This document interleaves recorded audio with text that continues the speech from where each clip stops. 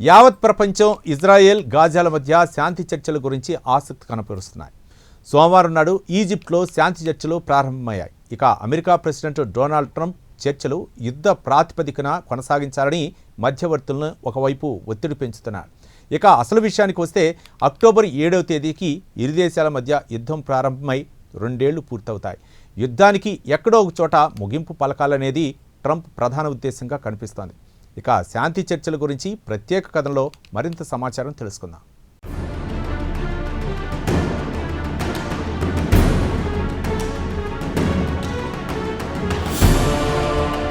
గత 2 సంవత్సరాలుగా కొనసాగుతున్న యుద్ధానికి త్వరలోనే తెరపడుతుందా?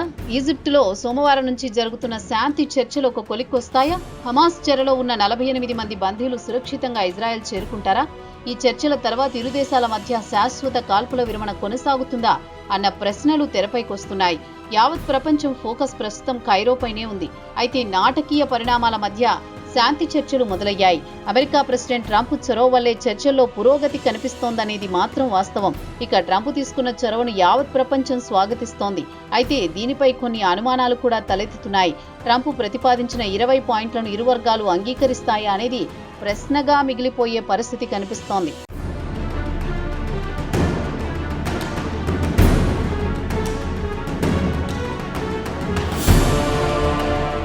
ఇక ట్రంప్ ప్రతిపాదన విషయానికి వస్తే తక్షణమే కాల్పుల విరమణ ఇరుపక్షాలు అమలు చేయాలి. అలాగే ఇజ్రాయెల్ పాలస్తీనా ఖైదీలను విడుదల చేయాలి. అలాగే హమాస్ ఫైటర్లు ఆయుధాలు త్యజించాలి. గాజాలో శాంతి పునరుద్ధరణకు ఇజ్రాయెల్ సైనికులు క్రమంగా గాజా నుంచి సైనికులను ఉపసంహరిస్తారనేది 20 పాయింట్ల ప్రోగ్రాంలో ఇజ్రాయెల్కు అనుకూలించే అంశాలు.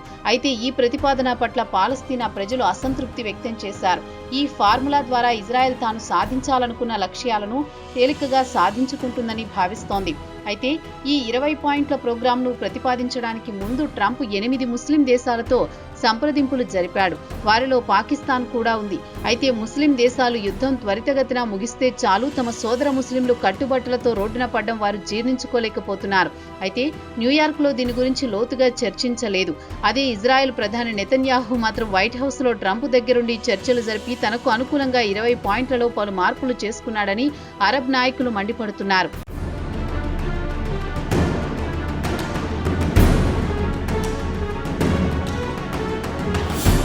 దీన్ని బట్టి చూస్తే ట్రంప్ ప్రతిపాదించిన 20 పాయింట్ల ప్రోగ్రాం మొత్తం నెతన్యాహుకు అనుకూలంగా మార్చుకున్నాడన్న టాక్ వినిపిస్తోంది. నెతన్యాహు అసలు ఉద్దేశం హమాస్కు ఆయుధాలు అందరాదనేది ఆయన ప్రధానమైన డిమాండ్. వైట్ హౌస్లో ట్రంప్ నెతన్యాహు మీడియాతో మాట్లాడుతున్నప్పుడు నెతన్యాహు ఎంతో ఉత్సాహంగా కనపడ్డారు. హమాస్ను నిరాయుధీకరించడం, గాజాలో వారి ఆనవాళ్లు లేకుండా చేయడం, పాలస్తీనాకు భవిష్యత్తు లేకుండా చేయడమే ఇజ్రాయెల్ ప్రధాన ఉద్దేశంగా కనిపిస్తోందనేది అరబ్ వరల్డ్ నాయకుల వాదన. మీడియా సమావేశం తర్వాత ఆయన హెబ్రూలో వీడియో సందేశం విడుదల చేశారు. ట్రంప్ ప్లాన్ ప్రకారం ఇజ్రాయెల్ దళాలు గాజాలోనే మకాం వేసి ఉంటాయి. పాలస్తీనా ప్రత్యేక దేశమని తాము ఎట్టి పరిస్థితుల్లోనూ అంగీకరించమన్నారు. ఇక ఈజిప్టులో జరుగుతున్న శాంతి చర్చల్లో హమాస్ ట్రంప్ ప్రతిపాదనపై ఎలా స్పందిస్తుందో వేచి చూడాల్సిందే.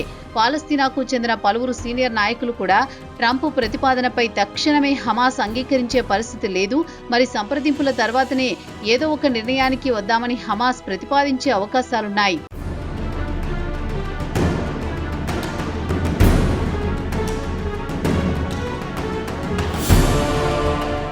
అయితే హమాస్ మాత్రం తమ వద్ద ఉన్న ఇజ్రాయిలీ బందీలను విడుదల చేయడానికి అంగీకరించింది. వారిలో చనిపోయిన వారి మృతదేహాలు, బతికి ఉన్న వారిని అప్పగించడానికి సిద్ధంగా ఉంది. అయితే హమాస్ ఫైటర్లు వాదన ఏమిటంటే పాలస్తీనాను పాలించే బాధ్యతను ఇండిపెండెంట్ టెక్నోక్రాట్లకు కట్టబెట్టాలని డిమాండ్ చేస్తున్నారు. కావాలనుకుంటే పాలస్తీనా ప్రజలు అభిప్రాయం సేకరించుకోమని సూచించింది. దీనికి అరబ్ ఇస్లామిక్ దేశాలు కూడా మద్దతు ప్రకటించాయి. ఇక ట్రంప్ ప్రతిపాదించిన శాంతి చర్చల ఫలితం గాజా భవిష్యత్తు, పాలస్తీనియన్ల హక్కుల గురించి పాలస్తీనాకు చెందిన మేధావులతో పాటు ఇతరుల అభిప్రాయాలు తీసుకోవాలని, అలాగే అంతర్జాతీయ చట్టాలను లోబడి తీర్మానాలు ఉండాలని పాలస్తీనియన్లు డిమాండ్ చేశారు. చర్చల ద్వారా ఈ అడ్డంకులను ఎలా ఎదుర్కొంటారో వేచి చూడాల్సిందే.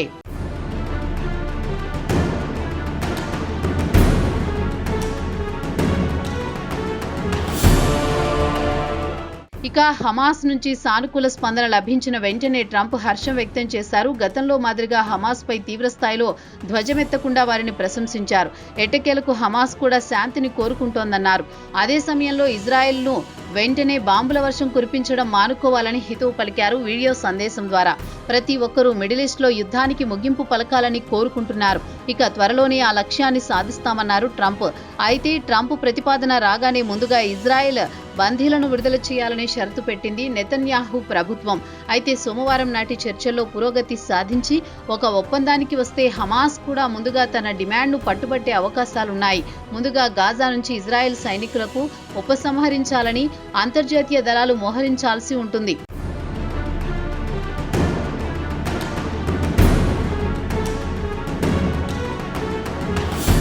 ఇక హమాస్ మాత్రం ఆయుధాలు త్యజిస్తామని ఎక్కడా చెప్పడం లేదు. అయితే హమాస్ అధికారి మౌసా అబు మార్జోక్ మీడియాకి ఇచ్చిన ఇంటర్వ్యూలో మాత్రం పాలస్తీనా ప్రజలే పాలించుకోవడానికి అనుమతి ఇస్తే తప్ప ఆయుధాలు వదిలిపెట్టే అవకాశాలు లేవని చెబుతున్నారు. అయితే ట్రంప్ 20 పాయింట్ల ప్లాన్ విషయానికి వస్తే కీలకమైన అంశాలపై స్పష్టత కొరబడింది. అయితే ట్రంప్ ప్లాన్ ప్రకారం ఇరుపక్షాల మధ్య చర్చలు ముగిసిన 72 గంటల తర్వాత మాత్రమే బందీలను విడుదల చేయాలని ఉంది.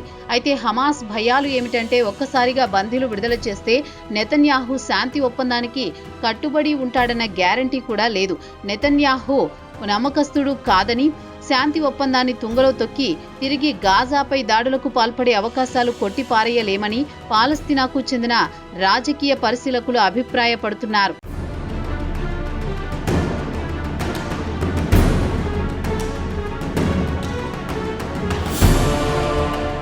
అదీ కాకుండా ట్రంప్ ప్లాన్లో ఇజ్రాయెల్ సైనికులు గాజా నుంచి ఉపసంహరించడానికి ఎలాంటి డెడ్లైన్ విధించలేదు. అలాగని గాజా నుంచి తప్పకుండా ఇజ్రాయెల్ సైనికులను పంపిస్తామని కూడా ఎక్కడా హామీ ఇవ్వలేదు.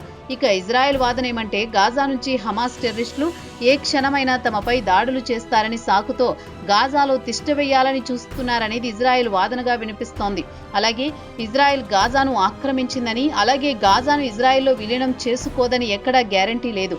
ఇక ట్రంప్ మాత్రం తక్షణమే ఇజ్రాయెల్ గాజా నుంచి తమ దళాలను ఉపసంహరించుకుంటుందని చెబుతున్నా అది అంత తేలిక కాదని పాలస్తీనియన్లతో పాటు అరబ్ దేశాలకు చెందిన నాయకులు అభిప్రాయపడుతున్నారు. కాగా ప్రస్తుతం ఖైరోలో శాంతి చర్చలు జరుగుతున్న నేపథ్యంలో ఇజ్రాయెల్ గాజా సరిహద్దును ఈజిప్టు దళాలు కాపలా కాయాలనే ప్రతిపాదన అయితే ఉంది. ఇన్ని సవాళ్ల మధ్య చర్చలు జరుగుతున్నాయి. అయితే అంత తేలిగ్గా ఇరుపక్షాల అంగీకారానికి వచ్చే అవకాశాలు కనిపించడం లేదు. అయితే గత 2 ఏళ్ల నుంచి ఇజ్రాయెల్ కంటే గాజా ప్రజలే తీవ్ర ఇబ్బందులు పడుతున్నారు. చర్చలు సఫలమైతే గాజా పౌరులకు కాస్త ఊరట కలుగుతుంది. మరి హమాస్ నాయకులు తగ్గుతారా అనేది ఒక ప్రశ్న అయితే, నెతన్యాహు దారికి తెచ్చుకోవడం అంత తేలిక కూడా కాదు అన్న వాదన కూడా వినిపిస్తోంది. ఎట్టకేలకు చర్చలు సఫలమైతే చాలని అందరికంటే అరబ్ దేశాల నాయకులు అల్లాను ప్రార్థిస్తున్నారు. మరి ఆ పైన కూర్చున్న అల్లా వారి మొరను ఆలకిస్తాడో లేదో త్వరలోనే తేలిపోనుంది.